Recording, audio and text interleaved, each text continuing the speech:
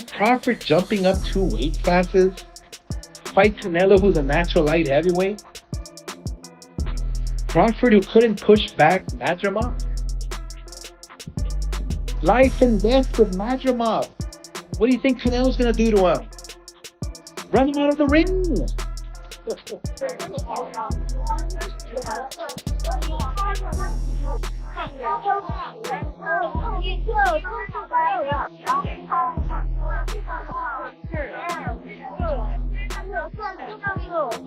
Oscar de la Hoya's recent change of heart has ignited intense debate just months before one of the most anticipated fights in recent boxing history. In a recent interview, de la Hoya admitted that although he initially predicted Crawford would beat Canelo, he now believes such an outcome to be nearly impossible. Meanwhile, Crawford himself has dismissed de la Hoya's prediction, confidently asserting that he will win easily. Canelo, and he fights 168 plus, so I don't see me and him fighting, so. What's the highest you could fight at, realistically? I would say 154, realistically. 154. Yeah. So, them boys get big. Them boys get big. I'm not a person that, too long horn. Initially, de la Hoya was firmly in Crawford's corner, confidently stating that Crawford would emerge victorious, claiming he could beat Canelo anytime. He described Crawford as more than just a small fighter moving up in weight, calling him a naturally big athlete capable of competing at 168 pounds if he chose. This was a strong endorsement of Crawford's adaptability, strength, and ring IQ. However, in a sudden reversal, de la Hoya now claims the fight is a mismatch in Canelo's favor, downplaying Crawford's threat and suggesting the fight is almost a no contest. The main card, it will be 4 fights. We will have Canelo Crawford and the co-main event and 2 fights. One of them is Gerald and Miller. We finish it. Then there is another card start earlier for free for everywhere. We are thinking to put around from 6 to 10 fights for Canelo. Crawford was quick to respond to de la Hoya's about-face. Calm but pointed, Crawford called out de la Hoya's inconsistency, 1 minute praising Canelo, the next dismissing him. The fight, scheduled for September 13th, is more than just a top-tier bout, it has historic implications. If Crawford defeats Canelo and becomes undisputed in a third weight class, it would be a first in men's boxing history. Such an achievement would cement Crawford's legacy, elevating him to a rarefied level few fighters reach.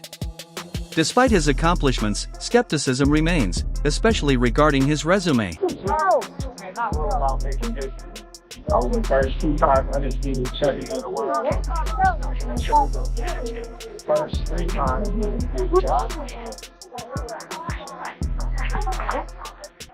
Eddie Hearn expressed concerns about Crawford's lack of high-profile wins against prime opponents. While acknowledging Crawford's greatness, Hearn pointed out that Crawford's best victories, such as against Ricky Burns, pale in comparison to the resumes of Canelo's top foes. Even Crawford's wins over Kell Brook, Amir Khan, and Errol Spence Jr. are viewed with caveats, as many consider Brook and Khan to be faded fighters at the time, and Spence had questions about his long layoff after a car accident. Canelo couldn't knock out Charlo. Or you really think that he's gonna knock out Crawford? I would pick Terence Crawford to beat a Canelo Alvarez, even at 168. Everybody can call me crazy, whatever you want to say. I get it. Y'all didn't believe me when I told you about Spence? Trust me, Crawford will figure out a way. I know a secret y'all don't know, and I ain't gonna tell you why I would pick Terence Crawford, but it's part of the secret, is the reason why I'm picking him to win the fight. On the other side, Canelo's resume is packed with notable names: Floyd Mayweather, Gennady Golovkin, Sergey Kovalev, Miguel Cotto, and Caleb Plant, among others. He has fought across weight classes, chasing belts and legacy. While some of his wins came with controversy or under specific circumstances, Canelo's consistent willingness to face top-tier competition is why figures like De La Hoya and Hearn believe the odds favor him. Canelo isn't just bigger, he's seasoned in the biggest moments against elite opponents. I said before, he's a great fighter. But if you look at his career, mention one elite fighter. Just mention me one elite fighter. So Poster wasn't elite? Despite the perceived size advantage, many fans see Crawford's technical skills as the great equalizer. His footwork, ring generalship, ability to switch stances, and exceptional timing make him one of the most dangerous fighters today. Against Spence, Crawford didn't just win, he dominated, showcasing patience, accuracy, and composure. The challenge of moving up to super middleweight is real, but stylistically, Crawford's ability to neutralize size and avoid hits could turn the fight in his favor based on skill and intelligence. Do you think this fight does more for your career than fighting David Benavidez? You can see the career of Terence Crawford of Benavidez. Terence Crawford was undisputed champion in 2 weight classes, many championship fights. So he bring me something to the table. Oscar de la Hoya's recent support for Canelo has sparked speculation. Some believe his shift might be influenced by promotional politics or a recalibration of risk. De la Hoya has had a complicated history with Canelo, especially after their split and public fallout.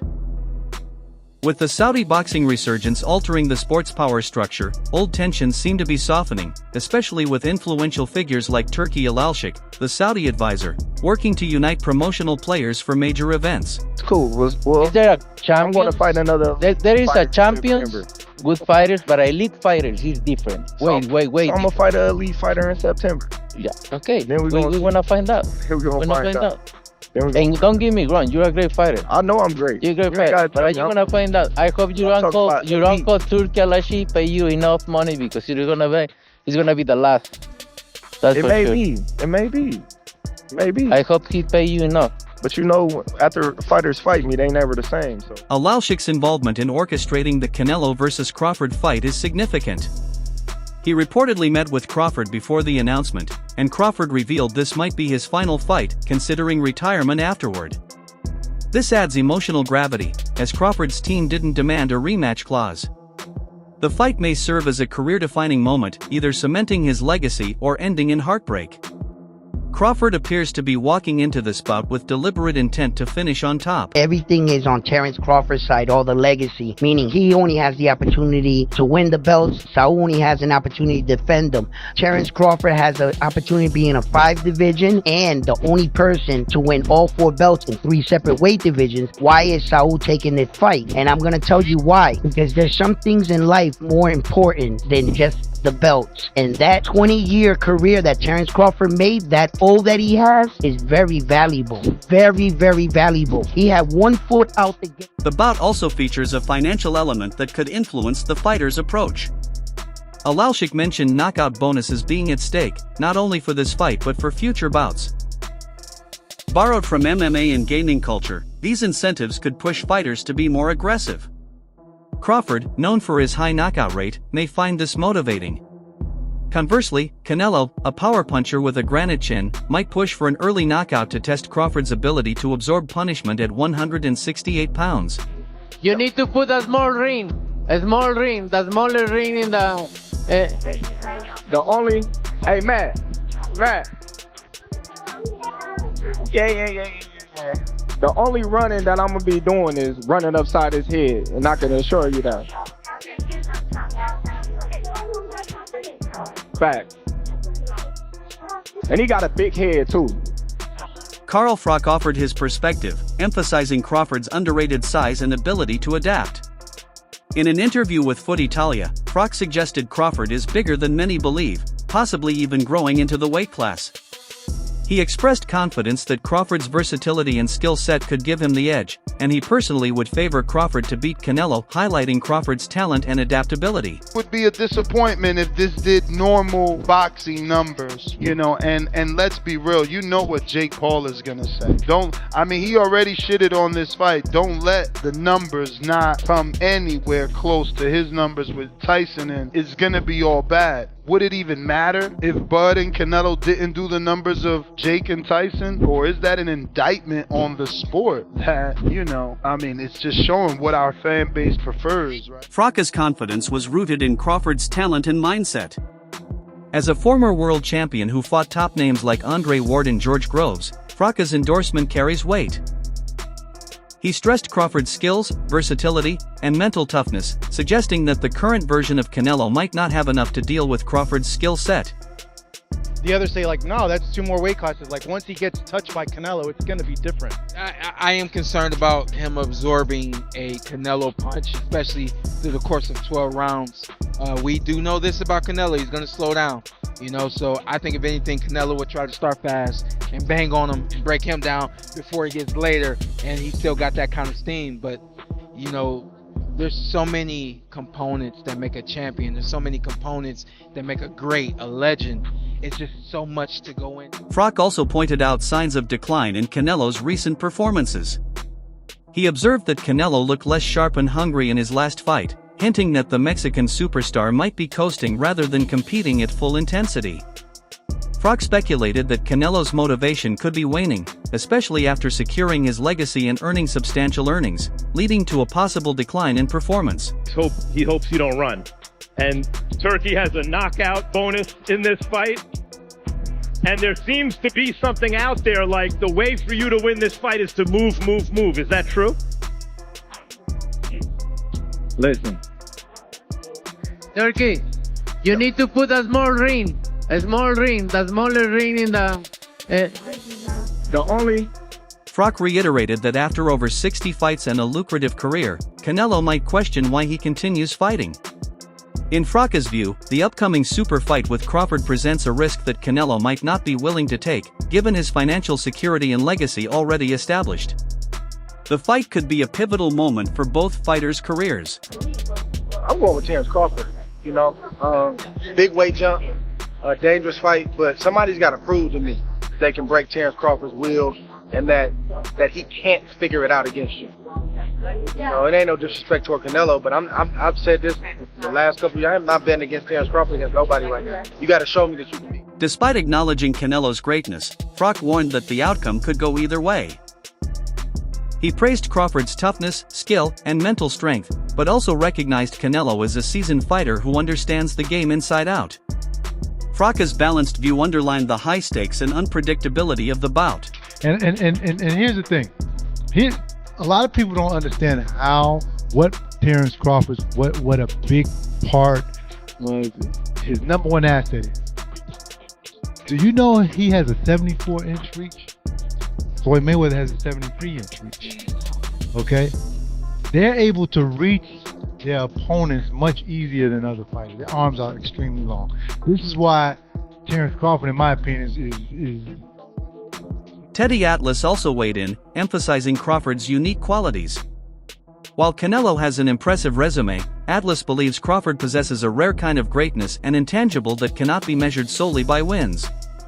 He pointed out that despite criticisms of Crawford's limited resume, his mental and tactical qualities set him apart. I'm going back and forwards, to be honest with you. Like, when I talk to Bud, kind of like he convinces me that he's going to win the fight.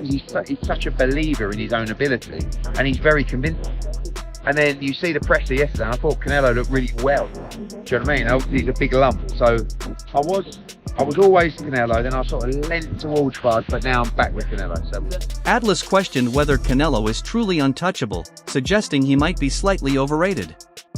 He highlighted Crawford's physical strength and inner desire, which he believes are vital components of greatness. Atlas stressed that Crawford's determination and mindset could be decisive, warning not to underestimate his will to win.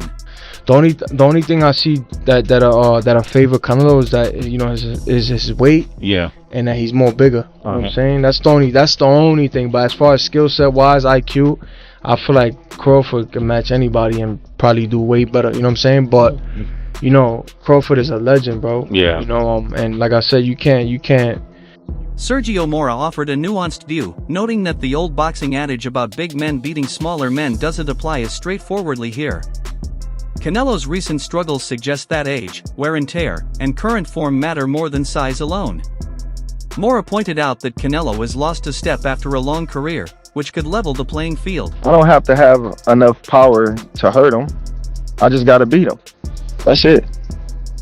If he slip up, then, you know, he will get hurt. Time to go to work. Interestingly, Mora observed that Crawford, even though technically older on paper, might be physically fresher. He noted Crawford's intelligent bulking and physical development, making him look bigger and more formidable than Canelo. Morris suggested Crawford's new physical conditioning is a strategic move for this challenge. Because what all these streamers and these other YouTube guys, they didn't turn boxing into it's like a comedian show. It's just putting anybody in the ring. So Crawford and Canelo, good thing that fight is coming because it's trying to put some kind of legitimacy back to boxing. Did you ever think a few years ago you would see a chart? Regarding how he sees the fight unfolding, Mora predicted it would go to a decision, with Canelo likely to leave with some bruises but ultimately victorious. While he credited Crawford for his ability to cause damage, Mora's view was that Canelo would do enough to win on points, though the fight would be tough and combative. What's a smart bet on Crawford-Canelo? Canelo by knockout or Canelo by decision? Crawford by decision. You have to bet? Yes. I think Canelo by decision. I've always been saying, I think Canelo at the end, obviously his strength, his weight, finally takes over. Finally, Andre Ward expressed unwavering confidence in Crawford. He emphasized that solving Crawford's puzzle is a significant challenge, one that few have managed. Ward made it clear that he wouldn't bet against Crawford, citing his mental toughness and tactical intelligence as key factors. He stressed that Crawford's greatness isn't solely about accolades but about his ability to adapt and overcome opponents.